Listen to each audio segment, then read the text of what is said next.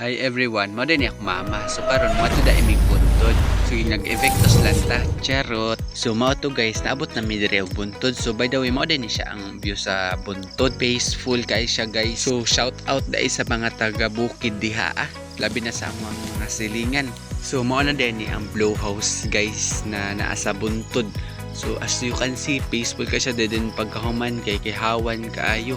So lami jud kay mamuyo diri sa buntod or bukid. Ako kayo ang nataran o lami kay dula-dulaan. Actually guys, ang tuyo jud namo diri nganong hingari mig buntod is ako ang iring kay of course wala man koy mga tawo luoy kaayo mabihaan siya diri siya lang usad. Maong amo siyang dalon dito sa Miabas. So mao to guys, mao din yung bulak diri nagitanom sa bukid. So nindot ay siya everyone mo ni ang tawag na bumbel. So mao to naglibot-libot dai ko diri sa mua. So nakita dai kog Miabas na abi na kog hilaw hinog naman di ay nya nangwa na lang pod kog limon bisan daghan og amimitas. Mausad ni ang isad na pinakanindutan ako na bulak everyone. So mao to guys, so diri na lang kutob ang ato ang video. Thank you for watching.